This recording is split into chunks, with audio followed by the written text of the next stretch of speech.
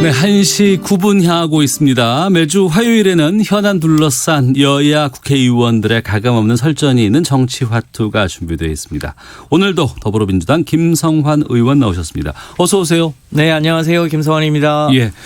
그리고 임재훈 의원 나오셨는데 바른미래당 현재 지금 소속이십니까? 네, 반갑습니다. 임재훈 바른미래당 현재 소속 의원입니다. 아, 그래요? 탈당은 아직 안 하셨나요?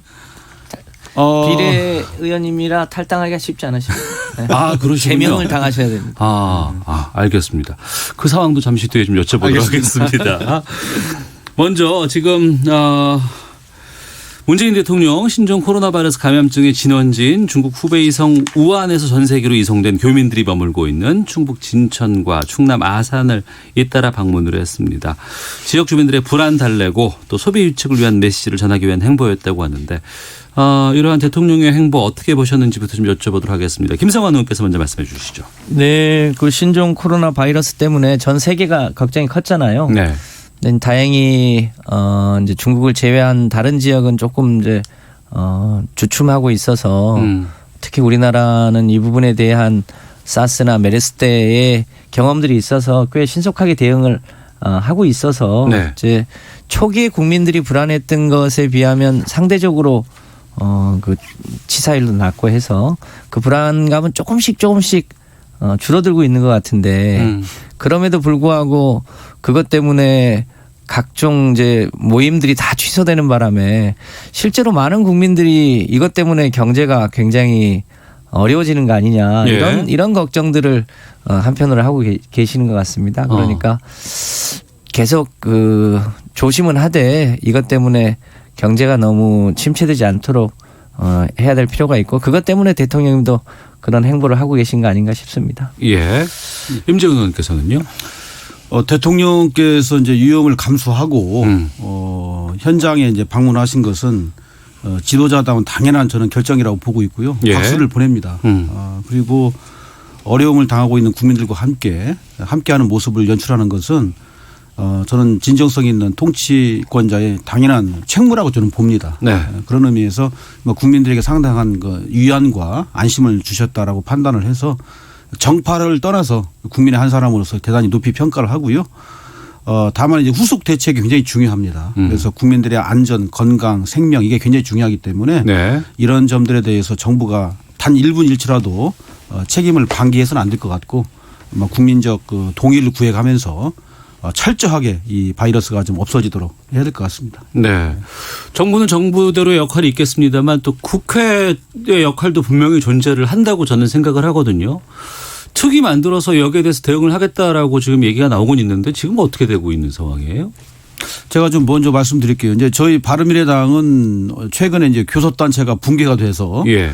실질적으로 지금 논의에 좀 참여를 하지 못하고 있는데 저는 크게 두 가지로 말씀을 드리고 싶어요. 이것도 역시 어떻게 보면 우리 존경하는 김성환 의원님 듣기 좀 불편하실 수 있겠습니다만은 네. 적대적인 양당의 공생관계로 인해서 서로 간에 좀 수를 잇고 간보기 하는 거 아니겠나 판단이 듭니다. 민주당과 한국당 사이에. 그렇습니다. 예. 국민의 건강과 생명이 가장 중요함에도 불구하고 다른 당리당략적인 목적 때문에 네. 이런 부분들이 전혀 진일보되지 못하고 있다 하는 점에서 개탄스럽게 생각하고 두 번째는 굳이 그 책임을 좀 규명을 하자면 예. 한국당이 좀 더 적극적으로 좀 나서야 된다고 봅니다. 왜냐하면 야당이기 때문에 그렇고요. 예. 야당이기 때문에 정부를 공격할 수 있는 건 공격하되 중요한 것은 야당으로서 대안을 먼저 제시한다면 여당은 거기에 응하지 않을 수 없거든요. 그런 의미에서 한국당이 좀 더 공격적인 자세 전환 이제 필요할 것 같고요.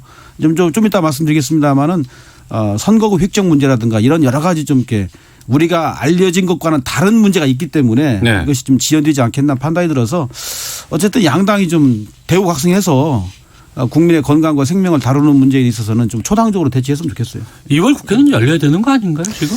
네, 뭐 우리 임재현 의원님 뭐 비판을 따갑게 달게 봤습니다. 뭐 여당이 무한 책임을 지고 있는데 2월 임시국회가 열리지 않고 있어서 송구스러운데요. 뭐 잘 아시겠습니다만 우한 폐렴자를 넣느냐 아니면 WTO가 권고하고 있는 코로나 바이러스 라고 하느냐 네. 이 문제는 뭐 국제 기준에 따라서 하는 게 사리에 맞다고 보여집니다. 오히려 더 본질적인 문제가 2월 임시국회 이 개원의 조건으로 국회에 이제 선거구 획정을 다시 하자. 지금 그렇게 하고 있어서 이 국민의 생명과 안전을 책임지는 특위를 구성하는 것까지도 선거법에 다시 이 뭐랄까요, 이제 전제 조건을 다 알고 있는 자유한국당에 대해서 조금 너무한 거 아니냐 이런 생각을 갖습니다. 이미 선거구 획정은 국회의 권고에 따라서 선관위가 하는 일인데 그거를 네. 처음부터 다시 하자고 하면 그건 너무 과도한 거 아니냐. 그래서 그것 때문에 지금 조금 늦춰지고 있는 것 같은데요. 예. 오늘 또 원내대표 간 회동이 있으니까 무슨 어떤 진전이 있을까 좀 기대를 해봅니다. 알겠습니다. 화요일 정치와투 더불어민주당 김성환 의원, 바른미래당의 임재훈 의원과 함께 말씀 나누고 있습니다. 자유한국당과 통합할 것이냐 아니면 독자 노선을 갈 것이냐 고심을 거듭하던 새 보수당으로 가셨죠. 그렇죠. 유승민 위원장이 통합의 길을 선택을 했습니다. 그리고 불출마하기로 결정을 했어요. 이 행보 어떻게 보셨는지 궁금합니다. 임지훈 의원께서 먼저 말씀을 해주신다면. 이제 통합 같은 경우는 이제 합당을 의미하는 거잖아요. 네. 근데 이제 합당은 이제 정당법상 이제 신설합당과 이제 흡수합당이 있는데 그 합당의 방식을 먼저 규정하는 것이 양당의 통합행 열차가 성공하느냐 못하느냐, 네. 열차가 출발하느냐 못하느냐 규정 지을 수 있을 거예요. 근데 흡수합당 같으면은 뭐 아무 문제가 없죠. 그냥 한국당이 새보수당을 흡수하면 되는 거니까 문자 그대로 그건 뭐 법리적으로나 제도적으로 별 시간도 안 걸리고 네. 신속하게 진행이 됩니다. 그런데 이제 신설합당 같은 경우는 또 다른 문제가 생기거든요. 그야말로 새로운 당명을 가지고 양당이 새로 들어가는 거기 때문에 네. 막 그런 점에서 어떤 방식이냐에 따라서 양당이 첨예하게 대치를 하면서 그 디테일이 악마라고요. 제가 볼 때는 상당히 진통을 거듭할 것 같은데 진정한 양당의 통합 의지가 있다면은 통합 방식부터 먼저 해결하는 것이 굉장히 중요할 겁니다. 네. 통합 방식이 먼저 규정이 되면 나머지 문제는 또 대처해 나갈 수 있거든요. 그런데 과연 진정한 통합 의지가 있는지에 대해서는 좀 의문스러운데 어쨌든 유승민 전 대표가 불출마를 선언하면서까지 통합에 대한 의지를 주장했기 때문에 제가 볼 때는 우여곡절과 진통은 있겠습니다마는 네. 위기의식의 발로로서 결국에는 통합이 되지 않을까 기대는 하고 있습니다. 유승민 전 대표가 불출마를 선언을 하고 이제 이 통합에 대해서 불을 당겼기 때문에 자유한국당 쪽에서는 뭘 또 다시 그 합당한 걸 줘야 되는 게 원래는 맞지 않아요? 어떻게 보세요? 네, 김성환 이제 의원님. 그게 우리 임재훈 의원님 말씀하신 대로 유승민 의원 측에서는 소위 신설 합당을 주장했고 이제 황교안 대표는 사실상 합당에 가까운 의견을 가지고 있었는데 유승민 의원의 이제 불출마로 아무래도 이제 통합의 방식은 신설 합당 쪽으로 조금 기운 거 아닌가 싶습니다. 네. 그런데 좀 더 본질적으로 들어가면 그 세 가지 조건 중에 첫 번째에 해당되는 탄핵의 강을 건너자. 이 얘기는 사실상 국정농단을 인정하고 예. 그에 따른 탄핵도 인정하자고 하는 취지거든요. 그런데 자유한국당 내에는 국정농단에 대해서 인정하지 않고 탄핵에 대해서 따라서 인정하지 않는 분들이 여전히 다수가 있어서 네. 본질적으로 박근혜 대통령에 대한 탄핵에 대한 입장의 간극차 너무 큰 거죠. 그러니까 자유한국당을 포함한 보수 세력이 거듭나려면 네. 그 과거의 국정농단에 대한 철저한 반성 그리고 그에 따른 이번 총선에 임하는 새로운 각오, 쇄신 이런 게 연이어서 있어야 될 텐데 제가 보기에는 지금 구조로 그것을 할 수 있겠냐. 결과적으로는 도로 새누리당, 도로 박근혜 당이 되는 거 아니냐. 이런 우려가 많이 있는 것 같습니다. 앞서서 그 악마는 디테일에 있다고 네. 그 부분 협의가 상당히 좀 진통으로 보이세요? 결국에는 이제 양당이 이제 김성환 의원님 말씀하신 대로 이제 신설 합당일 경우에 지분이거든요. 지분은 또 다른 말로 표현하면 공천권입니다. 예, 예. 이 공천권에 있어 가지고는 아마 양당이 반드시 공천을 받아야 될 사람들이 꽤 많기 때문에 쉽지 않은 상황 여정이 될 것 같고요. 네. 뭐 이런 말이 있습니다. 시중에 공천에 있어서는 부자지간도 양립할 수 없다. 그리고 죽은 정치인도 관속에 들어가 있다가 예. 공천만 준다면 나오는 거거든요. 그래서 제가 볼 때는 예. 공천 지경에 가게 되면은 제가 볼 때는 한 굉장한 파열음이라든가 갈등, 대립이 있을 거예요. 그러니까 그런 부분들이 좀 정교하게 설계되어서 해결되지 않으면 네. 통합의 시너지 효과는 없을 것이라고 보고 있고요. 그것은 사실 한국당과 새보수당뿐만 아니라 현재 정치권 자체가 그렇습니다. 그렇기 예. 때문에 얼마나 위기의식을 가지고 새보수당과 한국당이 이제 그런 문제를 지혜를 모아서 풀어나가느냐 하는데 제가 볼 때는 순탄치 않은 과정을 겪게 될 것 같은 예견이 듭니다. 예. 민주당 쪽에서는 뭐 통합신당, 뭐 대통합신당으로 이름 뭐 바꾼다고는 하는데 여기에 대해서 좀 위기의식을 좀 갖고 계세요. 어떻게 보세요? 네, 상대당이 뭐 혁신을 한다고 하면 결과적으로 우리 당이 얼마만큼 더 국민들에게 더 혁신적인, 더 낮은 자세로 국민들에게 미래의 비전과 그 당의 혁신을 잘 보여줄 수 있느냐가 굉장히 중요한 거라 네. 그 상대당에 비교할 거 없이 우리 스스로가 일종의 혁신의 자세 그리고 그것에 대한 실천 그리고 그것에 대한 국민적 공감을 얻기 위해서 부단한 노력을 하고 있습니다. 다만 기왕이면 좀 질서 있는 혁신, 좀 조용한 그런 혁신을 하자는 취지로 진행하고 있는데 다행히 그 몇몇 과정에서 그 당사자들이 그 취지에 동의를 해줘서 저희도 일종의 조용한 혁신을 지금 계속하고 있는 중입니다. 네. 보수 쪽에 여러 가지 통합 움직임들 있는 상황에서 예. 지금 바른미래당 또 대한신당 예. 그리고 또 이제 민주평화당 예. 이쪽 분들이 좀 모여서 그 호남을 그 기반으로 하는 새로운 신당을 뭐 만들 것이다 뭐 이런 얘기들 움직이고 있습니다. 지금 임재훈 의원께서는 바른미래당 소속이신데 예. 좀 어떤 상황인지 좀 알려주세요. 제가 오늘 이제 우리 오태훈의 시사본부 이 귀한 프로그램에 나오기 전에 네. 아침 10시부터 3당이 그 통합 추진 회의에 지금 참석을 하고 왔습니다. 아, 그러세요? 왔는데 네. 일단 첫 번째 규정하고 싶은 것은 우리가 호남당을 꼭 지향하는 건 아닙니다. 물론 예. 뭐 한국 정치에서 지역 기반은 굉장히 중요합니다만은 종국에는 호남당을 지향하는 건 아니라는 것을 좀 분명하게 좀 말씀을 드리고 싶고요. 예. 두 번째는 이제 저희들 또 통합 열차가 이제 시작했는데 아까 이제 한국당과 새보수당의 이제 관계도 말씀드렸습니다마는 이 기득권을 내려놓지 않게 되면 아무것도 안 됩니다. 네. 그래서 기득권을 내려놓고 철저하게 비워야 국민들에게 그나마 감동을 드릴 수 있고요. 네. 어떻게 보면은 이렇습니다. 저희 바른미래당이라든가 대한신당, 평화당이 원래는 한솥밥 먹었던 식구들이에요. 예. 사실 통합이라고 볼 수도 없습니다. 어떻게 보면 복원이거든요. 복원. 예. 이 복원을 그야말로 무리 없이 아름답게 마무리하느냐. 이것 저는 관건이라고 보는데 거듭 말씀드립니다마는 기득권 포기 그리고 감동 있는 모습 연출 이런 것들이 굉장히 필요할 것 같아요. 이것만 된다면은 나머지 좀 뭐랄까요. 통합의 과정에 있어서 그 군더더기들 좀 그 중요하지 않는 부분들 뭐 이런 부분들은 뭐 별로 신경 쓰지 않아도 될 것 같아요. 아, 그래요? 예. 그럼 거기에 대해서 손학규 대표는 지금 어떤 입장이세요? 지금 이 시간에 이제 박주선 바른미래당 통합추진위원장께서 이제 손학규 대표와 지금 이제 뭐 면담을 하실지 모르겠는데요. 예.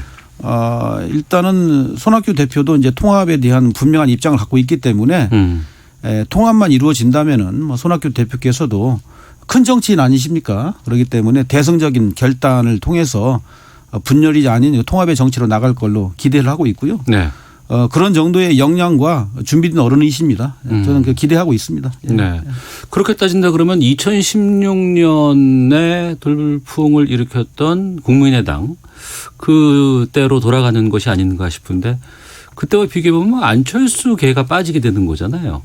지금 안철수계는 어떻게 지금 뭐 국민당 이런 이름으로 지금 새롭게 이번 총선을 계획하고 있다고 하는데 거기에 대해서는 어떻게 보시는지 김성환 의원께 좀 여쭙겠습니다. 네, 뭐 최근에 그 안철수 의원님이 각각 창당했던 정당의 지지율 비교가 있었는데 네. 처음에 2016년 국민의당을 만들 때 창당 직후에 지지율이 13%였고 그리고 지난번에 바른미래당 만들 때 창당 당시 지지율이 한 8%쯤 됐고 이번에 이제 신당 만든다고 하니까 지지율이 한 3%쯤 됐는데요. 그 지지율의 변화의 추이가 안철수 전 대표에 대해서 국민이 가졌던 그 관심과 실망 반영하는 거 아닌가 싶습니다. 그래서 아예 존재 자체가 사라지지는 않겠지만 과거처럼 녹색 돌풍을 일으키거나 그렇게 하기는 쉽지 않은 거 아니냐, 이런 게 다수 국민의 생각인 것 같습니다. 그래도 본인이 지향하는 바 정치가 또 대한민국 전체 발전에 도움이 좀 되기를 기대해 봅니다. 네. 여론조사 개요를 저희가 알려드릴 수가 없는 상황이기 때문에 지금 말씀해 주신 그 수치나 이런 것들은 유의미하지 않다는 것 네. 제가 좀 말씀드리도록 하겠습니다. 임재훈 의원께서는 이 안철수계 국민당 어떻게 보세요? 4년 전에 소위 얘기하는 안철수 돌풍, 네. 그때 당시를 복귀해 보면 저도 당시에 이제 뭐 비례대표 후보로서 이제 선거 임했던 입장에서 보면 일단 신선했어요. 그리고 새 정치에 대한 국민적 기대감이 있었고요. 그리고 당시 안철수 당시 그 당 대표께서 네. 어젠다를 잘 설정했습니다. 국민들이 필요한 부분들을 잘 간파해서 국민들의 그 가려움증을 긁어줬거든요. 네. 이번에는 제가 볼 때는 그런 점에서는 다소 좀 아직은 미진한 것 같아요. 그래서 무엇보다도 국민들이 진짜 원하는 부분이 무엇인가를 빨리 좀 정확하게 파악하고 분석해서 국민들에게 선보이는 게 굉장히 저는 필요하다고 봅니다. 일반적으로 얘기하는 뭐 4차 산업혁명 시대에 맞는 새 정치 뭐 이런 것보다는 정말 디테일로 들어가게 되면 국민들이 진짜 원하는 게 많이 있거든요. 네. 그런 점들을 선점하는 것이 제2, 제3의 안철수 돌풍을 일으키는 촉매자가 될 수 있을 것 같고요. 그다음에 이제 두 번째 생각하고 싶은 것은 역시 인적 구성입니다. 그래서 사람을 보고 또 국민들이 평가하고 또 표를 주거든요. 그렇기 때문에 뭐 인력 보강이라고 해야 될까요? 인재 확충 뭐 이런 부분들에 대해서 굉장히 신경을 써야 될 겁니다. 그런데 그런 면에서 아직은 장밋빛 전망을 갖기에는 좀 부족한 게 아니겠나 판단이 들어서 뭐 그런 점들에 주안점을 두어야 안철수 신당 즉 국민당이 성공하지 않을까 생각이 드는데 어쨌든 잘 되기를 바랍니다. 예. 지금 이제 65일도 채 남지 않았습니다. 예. 민주당하고 정의당은 이제 지금 그대로 쭉 가는 것 같고 네. 지금 뭐 보수 쪽은 새롭게 통합당을 만든다고 하고 그리고 또 이제 바른미래당, 그 대한신당 또 평화당 쪽이 또 하나의 또 통합 작업이 지금 이루어질 것 같고 이렇게 정리가 되면 되나요? 안철수 우리 공화당도 그대로 갈 것 같습니다. 아, 그쪽도 있군요. 그러면 이 그 마무리가 언제까지 결정이 날까요? 아직 당 이름도 당명도 지금 다 안 나오고 있는 상황인데 이 공천 같은 과정들을 생각한다 그러면은 언제쯤 이게 우리가 라인업을 우리가 받을 수 있을까요? 먼저 제가 말씀드릴까요? 네. 사실은 이제 저도 이제 정당 실무자를 오랫동안 했기 때문에 예. 특히 이제 공천심사위원을 4번을 해봤거든요. 사실은 공천을 할 때마다 당에서 가장 강하게 이제 주장하는 것이 조기 공천한다고 합니다. 예. 말이 조기 공천이 그렇게 사실 한 적이 한 번도 없어요. 그래서 후보 등록 직전에도 공천하는 경우가 많거든요. 예. 지금의 정치판 행태를 보게 되면 특히 뭐 민주당은 이제 앞서가는 공천 현재 지금 과정을 겪고 있는데 제가 볼 때는 한국당이나 뭐 세보수당 통합이 되겠죠. 그 다음에 이제 우리 야권 진영은 예. 아마 제 생각에는 이대로 가게 되면 조기 공천은 이미 물 건너갔고 예. 등록에 임박해서 공천을 허둥지둥하지 않을까 생각이 듭니다. 등록에 임박하면 3월 중순 22일 뭐 그 정도 3월 되죠. 22일. 예. 4월 2일부터인가의 선거운동 계시잖아요. 그렇습니다.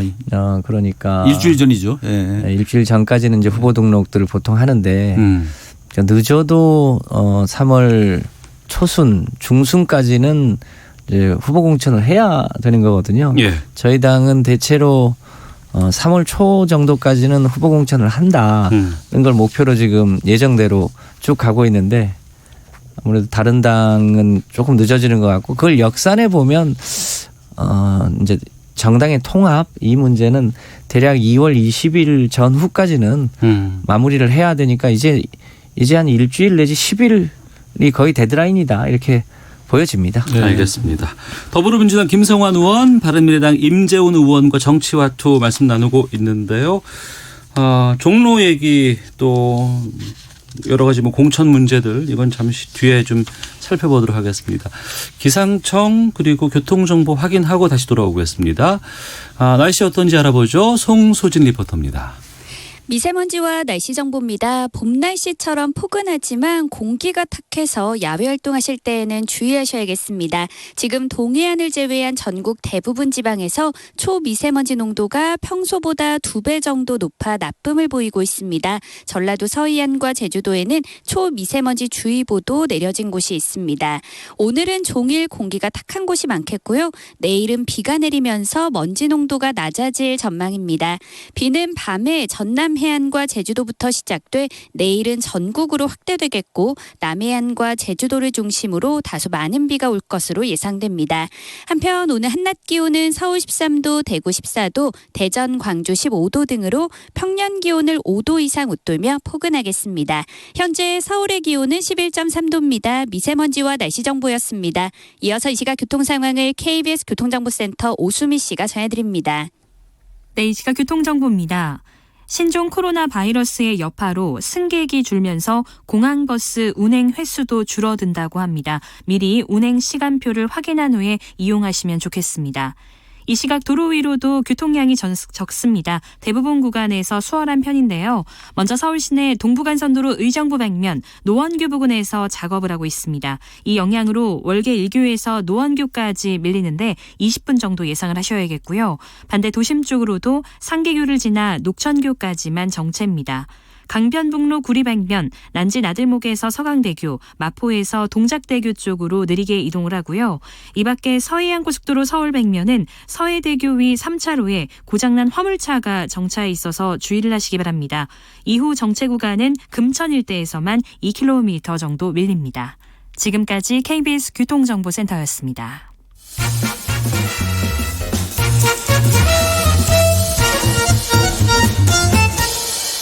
오태훈의 시사본부. 네, 화요일 정치와투 함께하고 계십니다. 더불어민주당 김성환 의원, 바른미래당 임재훈 의원과 말씀 나누고 있는데요. 청취자 이중우님께서 두 의원님의 비판할 것 비판하고 인정할 것을 인정하는 토론 방식을 다른 의원들도 배웠으면 좋겠습니다. 라고 보내주셨고요. 김위준님은 국민들이 국회의원에게 바라는 거 많지 않습니다. 선거 때 보여준 겸손한 모습 계속 유지하는 것, 실현 가능한 공약을 제기하고 당선 뒤엔 꼭 지키려고 노력하는 것 정도입니다. 이게 그렇게 어렵습니까? 라고 또 말씀도 전해주셨습니다. 자, 종로로 가보겠습니다. 황교안 자유한국당 대표가 종로 출마를 주말 사이에 밝혔습니다. 그리고 여기저기 지금 다니고 계시는데 5.18 민주화운동 폄훼 논란에 지금 휩싸였어요. 모교인 성균관대를 방문해서 인근 분식점 주인과 대화하던 도중에 그때 한 80년 무슨 사태 이런 발언이 지금 구설에 오르고 있는 상황인데 이거 두 분 어떻게 들으셨는지 좀 여쭙겠습니다. 김성환 의원님. 네, 걱정이 많이 됩니다. 이 황교안 대표님의 광주 민주화 운동을 사태라고 표현하셨는데 이게 발언의 실수인가 아니면 실제로 황교안 대표의 인식 속에 그렇게 자리 잡은 건가 조심스럽지만 후자인 것 같습니다. 그러니까 여러 가지 그동안에 발언한 것으로 보면 소위 80년대 공안검사 때의 인식이 그대로 살아있어서 부지불식간에 광주 민주화운동을 사태라고 표현한 거 아닌가 싶은데요. 네.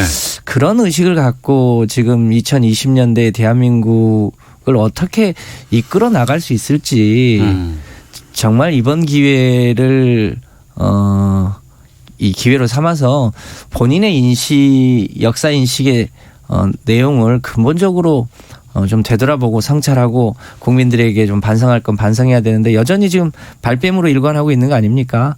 참으로 좀 안타깝고요. 그런 인식으로는 대한민국의 지도자로서는 조금 부족함이 있는 거 아닌가 이런 걱정이 앞섭니다. 네, 임재훈 의원. 작년에 광주 망언하신 한국당 의원 3분 계시지 않습니까? 예, 예. 그것도 아직도 기억에 생생하고 그걸 생각하면 분노를 좀 사귈 수가 없는데 황교안 이 대표의 최근의 망언은 국민적 공분을 자아내기에 충분하고요. 우리 김성환 의원님 말씀하신 대로 그게 의도했든 안 했든 부지불식간에 나왔든 안 나왔든지 간에 국민 앞에 속히 사과하고 석고대죄하는 성명이라도 발표해야 된다고 봅니다. 이건 있을 수 없는 일이에요. 정말 안타깝고 저도 분노합니다. 네. 그리고 또 지금 한국당 쪽에서는 불출마 선언을 했던 김무성 의원이 있습니다. 야권 통합이 되면 어느 곳이든 당이 요구하는 곳에 출마하겠다 이런 입장을 밝혔고 이게 이제 호남의 전략 공천을 받아들이는 것이다 이렇게 분석하는 경우가 많이 있거든요. 김무성 의원의 호남행은 어떻게 보세요? 임재훈 의원께서 좀 말씀해 주신다면. 김무성 의원은 이제 그동안에 이제 불출마 입장을 견지하셨는데 네. 여러 가지 조건과 전제는 달았습니다만 이제 뭐 호남향을 암시하는 거 아니겠습니까? 저는 뭐 나쁘지는 않다고 봅니다. 네. 어쨌든 뭐 정치인이 선택을 해서 심판을 받겠다고 하는 것은 나쁜 건 아니라고 보는데 다만 이 결정은 뭐 좀 선거공학적인 측면이 있어서 그런 점에 대해서는 아쉬운 마음을 금할 수가 없습니다. 예전에 그 평화민주당 시절 1980년대죠. 네네. 김대중 당시 총재께서 이끌던 평화민주당이 전남 한평 영광 지역에 이수인 후보를 이제 공천해가지고 이분이 이제 대구 출신이단 말입니다. 그런데 이제 그 당시에 이제 지역 감정 극복하고자 출마를 해서 당선시킨 예는 있었습니다만은 그때 상황하고 지금은 좀 다른 것 같아요. 그런 의미에서 뭐 김무성 의원의 어떤 그 진정성은 뭐 제가 이해 못하는 말은 아니겠습니다만은 국민들이 볼 때는 지극히 선거공학적일 수도 있겠다라고 싶어서 한국당이 좀 더 심사숙고했으면 좋겠습니다. 어떤 효과를 기대하고 이거를 전략 공천을 하는 것이 아닌가 싶기도 하고요. 글쎄요. 아까도 얘기 나왔습니다만 황교안 대표가 광주 민주화운동을 광주 사태라고 표현하는 정당에서 호남에 공천하는 게 그게 진정성 있게 받아들여질까. 그게 한편으로 좀 걱정입니다. 최근에 예를 하나 들면 제가 이제 고향이 여수인데 70년 전에 소위 여순 사건이라는 게 있었습니다. 그 당시에는 뭐 여순 반란 사건이라고 표현됐는데 실체로 들어가 보면 당시에 이제 4.3에 대한 일종의 진압에 대해서 반대하는 일부 군인이 있었고 그것 때문에 무고한 일반 시민들이 여수 순천 지역의 시민들이 한 10,000명 정도가 희생됐던 아주 굉장히 불행한 역사의 사건이 있었는데 네. 이것을 특별법을 만들어서 하자고 하는데 유일하게 자유한국당만 반대를 해서 지금 이 법이 안 만들어지고 있어요. 저는 이런 이제 광주 호남 지역의 여러 가지 이 문제에 대해서 좀 자유한국당이 이번 선거 한 번이 아니라 네. 좀 진지하게 함께 고민하는 노력들이 쌓여야 되는데 이렇게 한 번에 쇼와 같은 걸로는 호남에 있는 주민들이 받아들여주기 쉽지 않지 않겠냐 이런 생각이 듭니다. 네. 총선 앞두고 통합 작업 한창이고 또 하나는 각 당별로 이제 영입 경쟁들 지금 치열하게 진행 중에 있습니다. 이런 가운데 그 태용호 전 주영 북한 대사관 공사가 자유한국당에 입당을 하고 이번 총선에서 지역구 후보로 뛴다고 합니다. 여기에 대해서 지금 많은 보도들 나오고 있거든요. 여기에 대한 입장도 좀 여쭙겠습니다. 한국당이 어떤 경위로 이제 태용호 전 공사를 영입했는지 저는 알 길은 없습니다만은 저는 그 영입 그 행위 자체에 대해서는 저는 높이 평가를 해주고 싶어요. 해주고 싶고 특히 이제 저는 주안점 두고 싶은 것이 예전에 그 탈북민 의원이 조명철 전 의원이라고 있었어요. 근데 그분은 이제 비례대표였거든요. 예. 그리고 다문화 출신 중에서는 이제 필리핀 출신의 이자스민 전 의원이 계셨는데 그분도 이제 뭐 비례대표였는데 오늘 이제 회견하는 걸 보니까 지역구 출마란 말입니다. 그런 의미에서 한국당이 이 부분에 대해서는 상당히 국민적 그 공감대를 형성할 수 있는 부분이 있지 않겠나 판단이 들어서 예. 태용호 전 공사 개인을 넘어서서 선거 기획적인 측면에서도 한국당이 모처럼 만에 뭐 홈런은 아니라 할지라도 한 3루타 정도는 쳤다 생각이 들어서 예. 저는 후한 점수 주고 싶어요. 예. 후한 점수 주셨고 김성환 의원께서는요. 예, 뭐 새로운 시도라는 점에서 이게 어떤 결과를 낳을지 지켜봐야 되지 않겠나 싶긴 한데요. 다만 좀 우려스러운 것은 우리 대한민국이 한반도가 소위 70년 분단과 대결 갈등에서 이제는 평화와 협력과 공동 변형으로 가야 되는데 태용호 공사가 과거 했던 발언으로 보면 여전히 이 남북 관계를 갈등으로 몰고 가고 또 이념적 대결을 부추기고 이런 이 뭐랄까요 행동들을 해오신 것들이 있어서 네. 결과적으로 남북한의 갈등을 치유하고 공동 번영하는데 얼마나 기여할 수 있을까 이 부분에 대해서는 약간의 우려가 있습니다. 그 부분까지 잘 감안해서 선전하시기를 바랍니다. 알겠습니다. 지금 뭐 딱 크게 정해진 곳은 종로가 아닐까 싶은데 지금 이낙연 총리와 황교안 대표가 이제 종로에서 이제 맞붙게 됐습니다. 이낙연 총리는 뭐 미래 인물론, 뭐 미래 비전론, 그리고 황교안 대표는 정권 심판론 이렇게 지금 화두를 던지고 있습니다. 아마 이거에 이번 총선에서 전반적인 각 당에서의 여러 가지 좀 이렇게 화두와 연결되지 않을까 싶은데 짧게 30초씩 의원께서 보시는 이번 총선의 화두 어떤 것을 말씀하실지 좀 말씀 여쭙겠습니다. 임재훈 의원께서. 종로에서 이제 이낙연 후보와 이제 황교안 후보가 이제 맞붙지 않겠습니까? 네. 뭐 벌써부터 국민적 관심사를 얻고 있는데 저는 그 단순한 그 인기 영합 위주의 그 선거 연출이 아니라 뭐 국가를 어떻게 하면 잘 선도적으로 리드할 것인지 그런 거에 대한 정책적 비전과 해안을 가지고 경쟁을 했으면 좋겠어요. 어쨌든 이분들이 현재까지는 뭐 대선 여론조사 지도대선 1, 2위를 다투고 있기 때문에 네. 막 국민들이 그런 점들을 가지고 평가하지 않을까 싶고요. 정말로 멋지게 한번 정책과 비전을 가지고 승부를 하면은 국민들이 승패를 떠나서 박수를 쳐주지 않을까 판단합니다. 김성환 의원님. 네, 지금 뭐 보수 야당에서는 정권 심판론 얘기를 하는데요. 지난 4년을 되돌아보면 4년 내내 소위 이제 박근혜 정부의 국정농단을 방조하거나 동조했던 자유한국당이 정권이 바뀌니까 또 내내 3년 내내 문재인 정부 비판을 하고 수십 차례에 걸쳐서 국회 보이콧을 해왔잖아요. 예. 그런 세력이 정권 심판을 얘기하는 건 저는 옳지 않다. 그래서 많은 사람들이 야당을 심판하자고 하고 있어서 야당 심판론 대 이제 정권 심판론이 주 전선이 될 것 같고요. 과거와 미래 누가 미래에 신임을 줄 거냐 이런 선거가 될 거라고 보는데 저희가 열심히 해보도록 하겠습니다. 알겠습니다. 화요일 정시화투 오늘 더불어민주당 김성환 의원, 바른미래당 임재훈 의원 두 분과 함께했습니다. 두 분 말씀 고맙습니다. 네, 감사합니다.